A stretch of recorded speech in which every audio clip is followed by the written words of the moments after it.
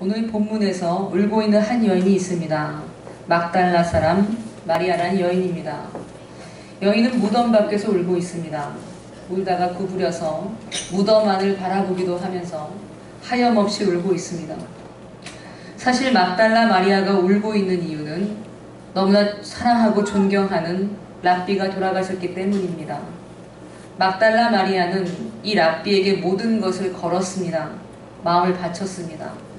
랍비가 하시는 말씀이라면 모두 순종하면서 따랐습니다. 막달라 마리아에게 그렇게 각별했던 분, 순종하며 마음으로 따르던 목자가 죽었습니다. 그리고 장사했던 무덤을 찾아와 봤더니 무덤 문이 열려있고 그분의 시체마저 온데간데 없이 사라져 버렸습니다. 그래서 마리아는 복잡하고 격정적인 심정으로 울고 있었던 것입니다. 저는 부활주일마다 읽게 되는 본문을 묵상하면서 마리아의 절망과 슬픔, 상실의 아픔을 느껴봅니다. 살아갈 이유가 없었을 극한의 고통이었을 것이라고 짐작이 됩니다. 마리아뿐이 아닙니다. 오늘 본문 앞의 내용을 보시면 예수님의 제자들도 사정은 마찬가지였습니다. 모든 것을 버려두고 따랐던 예수님이 돌아가시자 제자들은 혼비백산에서 숨어버렸습니다. 예수님을 따르던 모든 사람들이 절대적인 절망과 상실의 고통 속에서 목숨을 부지하기 위해 숨어 있었습니다. 예수님께 닥친 불행이 언제 찾아올지 모르기 때문입니다. 마태, 마가, 누가복음과는 다르게 요한복음에서는 특별히 막달라 마리아에게 주목합니다. 막달라 마리아는 7 귀신이 들렸던 여인이었습니다. 근데 예수님이 귀신을 쫓아주시고 구원해 주셨습니다. 그 후 예수님을 따랐던 여인입니다. 막달라 마리아는 예수님을 쫓았고 예수님이 십자가에서 돌아가실 때에도 그 자리를 지켰습니다. 무덤에 묻히시는 것도 지켜보았습니다. 예수님의 시신에 향유를 바르기 위해서 찾아간 세 여자 중에 한 사람이기도 합니다. 복음서를 살펴보면 여인들의 이름이 기록된 곳에서는 언제나 막달라 마리아가 제일 먼저 언급됩니다. 이것이 무엇을 의미할까요? 아마도 막달라 마리아는 예수님을 가장 사랑한 여인이었을 것입니다. 하나님이 가장 먼저 기억하고 싶은 이름, 그 여인이 바로 막달라 마리아였습니다. 여러분, 많이 사랑하면 더 많이 상실의 고통을 느낍니다. 저는 울고 있는 막달라 마리아를 묵상하면서 그 고통이 느껴지는 것 같았습니다. 가장 사랑하는 존재가 죽었습니다. 그것도 억울하게 이른 나이에 죽었습니다. 그 상실의 아픔, 영혼이 뻥 뚫린 것 같은 고통을 무엇과 비교할 수가 있겠습니까? 막달라 마리아의 슬픔은 목숨을 잃어도 상관이 없을 만큼의 큰 슬픔이었습니다. 예수님의 제자들은 목숨을 잃을까 두려워서 예수님이 십자가에 돌아가실 때에도 숨어 있었습니다. 막달라 마리아와 여인들은 예수님의 무덤을 찾아왔지만 제자들은 그렇지 않았습니다. 제자들에게는 상실의 고통도 크지만 목숨을 잃을까봐 두려운 마음도 컸기 때문입니다. 그런데 막달라 마리아는 목숨을 잃을까 두려운 마음보다도 예수님을 잃은 슬픔이 더 컸습니다. 예수님을 사랑하는 마음이 훨씬 더 컸습니다. 그래서 무덤 밖에서 울고 있었습니다. 그 슬픔이, 그 극한의 고통이 본문을 묵상할 때 전해지는 것입니다. 여러분, 우리는 예수님을 쫓았음에도 불구하고 원하지 않는 고통을 맞을 때가 있습니다. 그럴 때마다 묻습니다. 예수님을 따른다는 것이 이런 것인가? 예수님을 따르는 결과가 겨우 이런가? 내 믿음은 정말 맞는가? 정말 예수님이 살아계시는가? 예수님 외에 구원이 없다는 말씀이 정말 맞는가? 어떤 사람들은 예수님을 믿는다고 하면서도 자신이 원하는 대로 마음대로 살아갑니다. 그러나 우리는 다릅니다. 예수님을 믿기 때문에 포기해야 할 것들이 많이 있었습니다. 내 정욕대로의 삶을 포기해야만 했습니다. 내 뜻이 아니라 아버지의 뜻에 따라서 살기 위해서 늘 깨어 있었어야 했습니다. 때로는 손해를 보았습니다. 편안하게 살 수도 있었지만 가시밭길을 선택할 때도 있었습니다. 그럴 때마다 묻고 싶은 것입니다. 나는 잘하고 있는 것인가? 내가 너무 맹신하고 있는 것은 아닌가? 내가 너무 꽉 막힌 사람처럼 살아온 것은 아닌가? 저는 울고 있는 막달라 마리아의 모습을 묵상하면서 내면에 울고 있는 저의 모습을 떠올리게 되는 것입니다. 저는 이제 겨우 40대 중반의 나이지만 저는 참 많은 어려움을 통과해 왔습니다. 언제나 제가 선택한 길은 편한 길이 아니었습니다. 물론 제 성품 탓도 있었고 제 사고방식이 좁은 탓도 있었을 것입니다. 그렇지만 제가 넓은 지혜와 마음을 가졌다고 했어도 상황이 달라졌을 것 같지는 않습니다. 예수님을 따르면서 저는 수많은 시행착오를 거쳤습니다. 열정이 지나쳐서 문제인 적도 있었고 성령의 은사가 커서 문제인 적도 있었고 여러 가지 상황들을 맞이해 보았었습니다. 저는 가진 재물도 없지만 굳이 모으려고 하지도 않았습니다. 있으면 쓰고 없으면 쓰지 않았습니다. 누군가에게 줘야 한다면 주었습니다. 누군가가 주시면 받았습니다. 물 흐르듯이 자연스럽게 살아왔습니다. 그렇게 주의 종으로 살아왔습니다. 사람들이 볼 때는 참 어려워 보였을지 모르지만 저는 평안했습니다. 저는 한 번도 굶은 적이 없었고 못 입은 적이 없었기 때문입니다. 어떤 사람들은 제가 여유 있는 집의 자녀인 줄 알았습니다. 그 정도의 주님께서 저를 채워주셨습니다. 그러던 제가 개척교회를 시작하면서 마음이 힘들 때가 있습니다. 내 믿음이 맞는가? 내가 잘 가고 있는 것인가? 나는 무엇을 믿는가? 저는 막달라 마리아의 눈물에서 제가 오래도록 흘려왔던 눈물을 보았습니다. 주님, 제가 가는 길은 옳습니까? 저는 왜 항상 험난한 길을 선택합니까? 제 믿음은 무엇입니까? 다른 길도 있지 않았을까요? 그 길을 선택한 것이 맞는 것입니까? 그런 저에게 본문의 말씀이 말을 걸어왔습니다. 15절 앞부분을 제가 읽어보겠습니다. 예수께서 이르시되 여자여 어찌하여 울며 누구를 찾느냐. 아멘. 예수님께서 부활하셔서 울고 있는 막달라 마리아를 찾아오셨습니다. 그런데 마리아는 그분이 예수님인 줄을 처음엔 몰라봤습니다. 동산지기인 줄 알았습니다. 사랑하는 여러분, 오늘 장면을 오래도록 한번 묵상해 보십시오. 특별히 극심한 고통 속에 있는 분들, 절대 절망에 빠져 있는 분들이 오늘 본문을 묵상하시면서 예수님을 만났으면 좋겠습니다.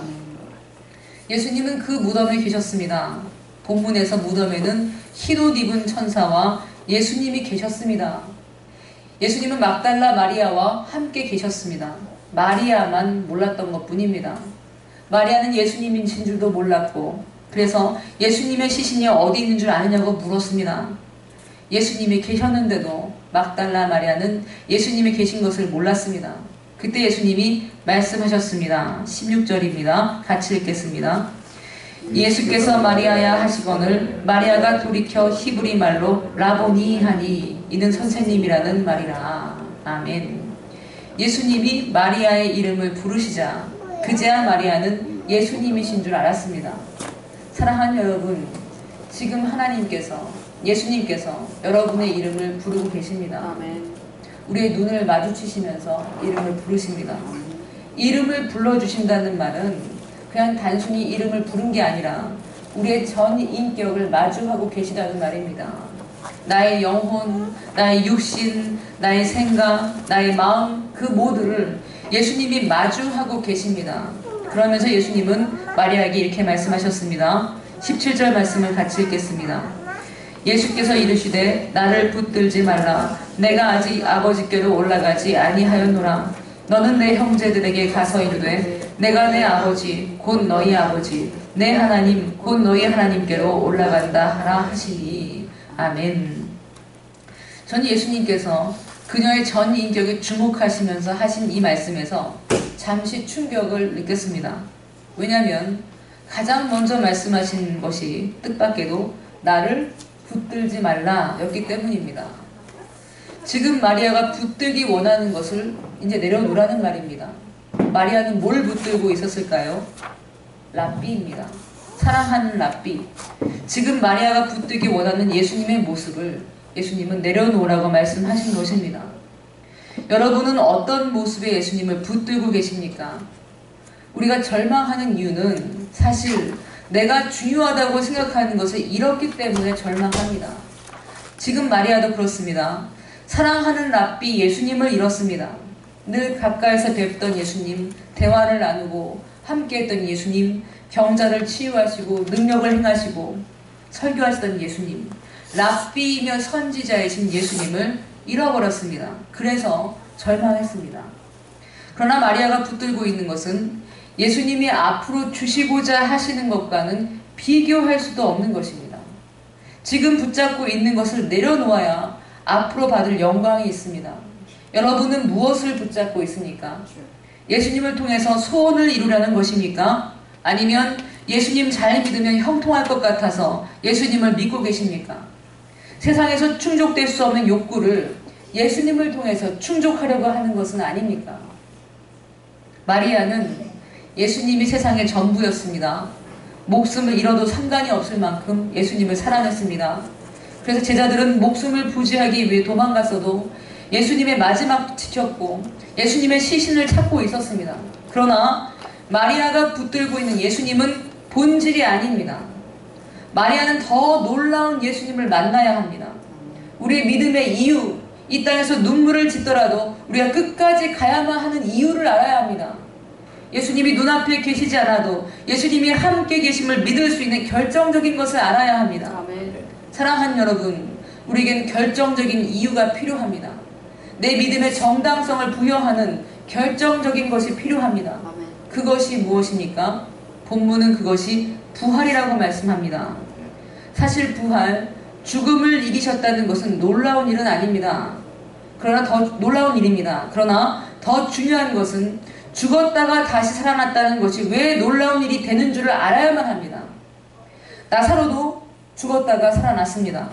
사도들도 예수님처럼 죽은 사람을 살리는 기적을 행하기도 했습니다. 그런데 왜 예수님이 다시 살아나셨다는 것이 특별합니까?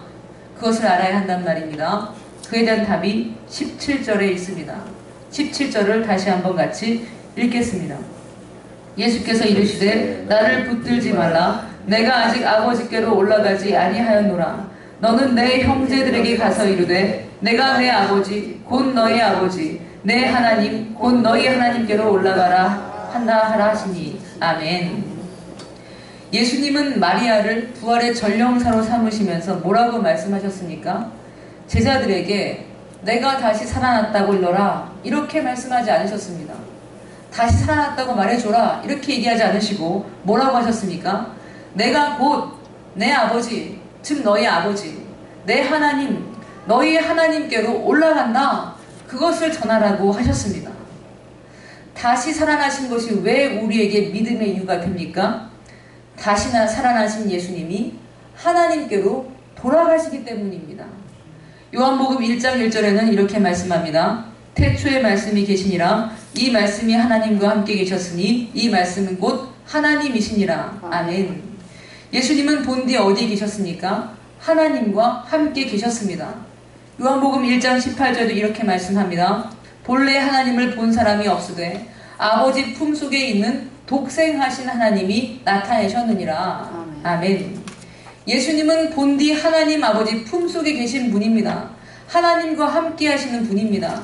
그러므로 예수님은 어디로 돌아가야 합니까? 하나님께로 돌아갑니다. 그런데 놀라운 것은 17절 후반부입니다.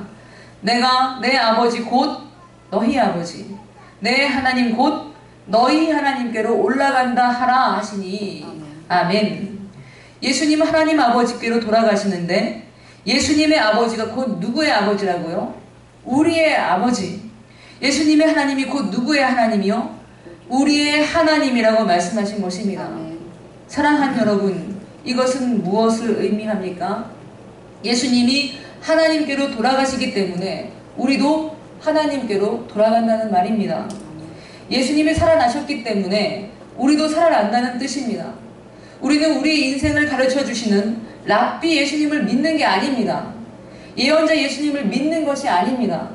다시 살아나신 하나님, 하나님 아버지께로 승천하시는 예수님을 믿는 것입니다. 아멘. 예수님과 함께 죽은 우리도 하나님께로 돌아갑니다. 아멘. 그것을 믿는 것입니다. 아멘. 그것은 이미 이루어진 일이기도 합니다. 이미 우리는 예수와 함께 죽었고 예수와 함께 살았습니다. 아멘. 갈라디아서 2장 20절엔 이렇게 말씀합니다.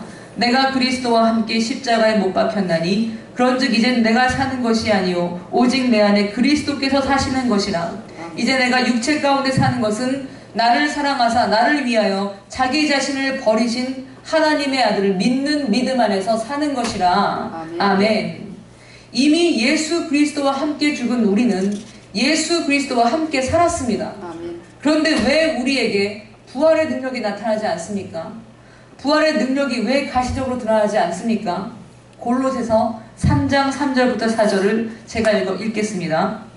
이는 너희가 죽었고 너희 생명이 그리스도와 함께 하나님 안에 감추어져 있음이라.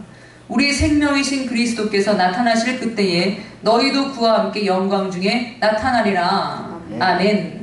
우리의 생명이 지금은 누구와 함께 감추어져 있습니까? 그리스도와 함께 감추어져 있습니다. 그리스도께서 나타나실 그때는 온전해질 것입니다. 그러나 지금은 그리스도와의 관계 속에서 우리의 생명이 감추어져 있습니다. 부활의 생명이 어디에 감추어져 있다고요? 그리스도와의 관계 속에서 그리스도와 함께 하나님 안에 감추어져 있습니다. 그러므로 여러분, 그리스도와의 관계, 그리스도와 내가 어떤 관계에 있느냐가 중요합니다. 그리스도와의 관계 안에서 우리는 부활의 능력이 나타나기 때문입니다. 내가 가는 길이 험난하고 다른 사람들과 비교했을 때 초라하다고 생각이 되십니까? 왜 난 늘 이렇게 선택하는지 모르겠습니까? 다른 사람들은 평범한 선택을 하고 평범하게 잘만 살아가는데 나는 왜 비범한 선택을 하고 고통을 자처합니까? 예수 그리스도 때문입니다. 때로는 잘못 알아서 잘못 선택하기도 합니다. 때로는 우직하게 이것이 전부라고 믿어서 험난한 길을 갈 수도 있습니다.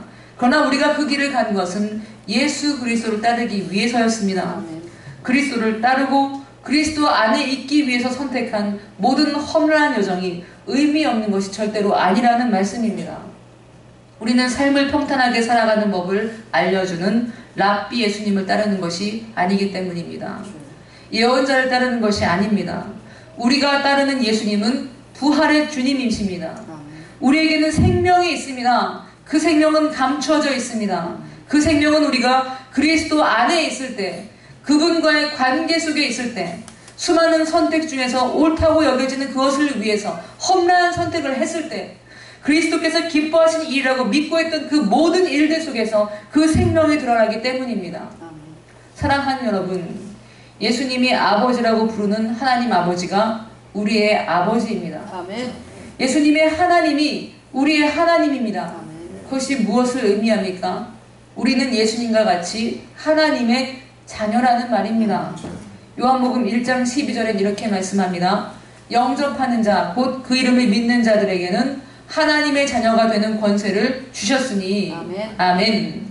예수님과 같이 하나님의 자녀가 되는 권세가 이미 우리에게 있습니다. 그 권세는 생명입니다. 그 권세는 하나님 보좌 우편에 계시는 예수님으로 말미암는 권세입니다. 왜 예수님이 다시 살아나신 것이 우리에게 의미가 있습니까? 왜 우리의 삶의 목적이 됩니까? 예수님이 하나님께로 돌아가셨기 때문입니다. 그냥 살아나시기만 한 것이 아니라 하나님께로 돌아가셔서 하나님 보좌 우편에 계시기 때문입니다. 그 권세가 누구의 것이기 때문입니까? 우리의 것이기 때문입니다. 그 생명은 예수 그리스도의 관계 속에 숨겨져 있습니다. 예수님과 내가 포도나무에 가지가 붙어있듯이 그렇게 연합되어 있으면 우리는 생명을 맛보며 살아갑니다. 여러분, 힘들었던 시간들을 생각해 보시기 바랍니다. 그때 우리는 그리스도를 찾았습니다. 그리스도를 찾았습니다. 그리스도의 관계 속에 있었습니다. 그래서 힘들기만 했습니까? 아니요. 평안했습니다. 때로는 감격했습니다. 더 깊이 은혜를 누렸습니다. 예수님과 함께 호흡하듯이 자연스러웠습니다. 사람들은 고생이라고 여겼지만 그랬습니까? 고생이기만 했습니까? 아닙니다. 더 예수님이 가까웠습니다. 더 충만하지 않았습니까? 만일 예수님과의 관계 속에 있지 않았다면 그 고생은 고생으로만 남았을 것입니다. 그러나 내가 그리스도와의 관계 속에 있었다면 그 시간은 고통의 시간이기만 했던 것이 아니었습니다. 우리가 체험으로도 이미 아는 일입니다. 그러므로 사랑하는 여러분, 내가 지금 어떤 환경에 있느냐, 얼마나 힘드냐가 중요한 것이 아닙니다.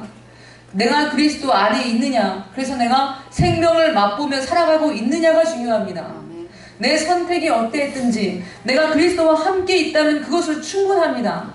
그리스도를 붙들고 있다면, 내 마음이 그리스도를 따르고 있다면 충분합니다. 그리스도께 순종하고 그리스도의 음성에 귀 기울일 준비가 되어 있다면 충분합니다. 믿으시기를 바랍니다. 아멘. 그리스도의 권세가 내 권세임을 믿으십시오. 아멘. 우리는 세상에서 편안하게 잘 사는 것으로만 만족할 수가 없는 사람들입니다. 돈이 많으면 만족할 사람들입니까? 절대로 아닙니다.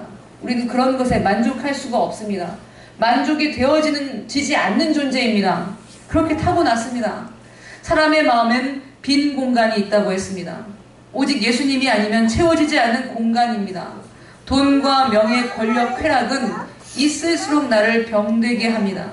주님 안에 있지 않다면 돈은 내게 병입니다. 명예도 나에게 고통을 줍니다. 권력과 쾌락도 나를 병들게 하는 것입니다. 내 영혼을 병들게 합니다. 그리스도 안에 생명을 맛보지 못하게 막는 것이 됩니다. 육신이 편한 것과 부활의 생명은 다른 문제입니다. 부활의 생명을 맛보면 육신의 즐거움은 아무것도 아니라는 것을 깨닫게 됩니다. 아멘. 그래서 우리는 모든 것을 이깁니다. 아멘. 생명이 내 안에 있기에 어떤 고통도 감내할 수가 있습니다. 내 힘으로는 안 되지만 그리스도의 생명으로 모든 것을 감당할 수가 있다는 말씀입니다. 아멘. 고린도전서 15장 19절부터 20절엔 이렇게 말씀합니다. 만일 그리스도 안에서 우리가 바라는 것이 다만 이 세상의 삶뿐이면 모든 사람 가운데 우리가 더욱 불쌍한 자이리라. 그러나 이제 그리스도께서 죽은 자 가운데서 다시 살아나사 잠자는 자들의 첫 열매가 되셨도다. 아멘. 아멘. 막달라 마리아는 부활의 생명이 무엇인지 알아야만 합니다. 그래서 예수님이 찾아오셨습니다. 막달라 마리아는 부활을 증거해야만 합니다. 증거하는 전령사가 되어야 합니다. 그래서 예수님이 가장 중요한 핵심을 말씀해 주셨습니다. 17절 말씀을 다시 한번 우리 같이 읽어보겠습니다. 예수께서 이르시되 나를 붙들지 말라. 내가 아직 아버지께로 올라가지 아니하였노라. 너는 내 형제들에게 가서 이르되 내가 내 아버지 곧 나의 아버지 내 하나님 곧 너희 하나님께로 올라간다 하라 하시니. 아멘. 사랑하는 여러분, 우리는 내 하나님께로 돌아갈 사람들입니다. 아멘. 그리고 이미 우리는 부활을 맛보며 살아가는 사람들입니다. 그리스도 안에 숨겨진 부활의 생명을, 부활의 신비를, 부활의 능력을 누리며 살아가는 사람들입니다. 아멘. 사랑하는 여러분, 그리스도와의 관계를 다시 한번 점검하십시오. 절망 가운데 있다면 일어나십시오. 여러분들은 그렇게 나약한 존재가 아닙니다. 무기력해서 일어나십시오. 아멘. 예수님이 지금 여러분의 이름을 부르십니다. 여러분의 전 존재에 주목하고 계십니다. 여러분의 모든 것을 다 알고 계십니다. 아멘. 예수님께서는 이제 내가 있는 그 자리에서 내가 부활의 능력을 맛보기를 원하십니다. 아멘. 그래서 예수님이 하나님이 내 하나님, 예수님의 아버지가 내 아버지인 삶이 무엇인지를 누리면서 살기를 원하십니다. 아멘. 사랑하는 여러분, 내가 갖고 싶어하는 것은 아무것도 아닙니다. 그것이 없다고 절망하지 마십시오. 주님이 우리에게 주기 원하시는 것은 내가 갖고 싶어하는 것과는 비교할 수도 없는 것입니다. 막달라 마리아는 이제 랍비 예수님을 떠나보내고 생명의 주인이신 부활의 예수님을 얻었습니다. 골로새서 3장 1절부터 4절을 같이 한번 읽어봤으면 좋겠습니다. 신약성경 327쪽 골로새서 3장 1절부터 4절까지의 말씀입니다. 골로새서 3장 1절부터 4절까지 말씀, 우리에게 주신 말씀인 줄로 믿고 읽으면서 아멘으로 화답했으면 좋겠습니다. 같이 읽겠습니다. 그러므로 너희가 그리스도와 함께 다시 살리심을 받았으면 위의 것을 찾으라. 거기는 그리스도께서 하나님 우편에 앉아 계시느니라. 위의 것을 생각하고 땅의 것을 생각하지 말라. 이는 너희가 죽었고 너희 생명이 그리스도와 함께 하나님 안에 감추어졌음이라. 우리 생명이신 그리스도께서 나타나실 그때에 너희도 그와 함께 영광 중에 나타나리라. 아멘. 사랑하는 여러분, 예수 그리스도 안에서 부활의 능력을 맛보는 성도님들이 되시기를 예수 그리스도의 이름으로 축원드립니다. 아멘. 기도하겠습니다.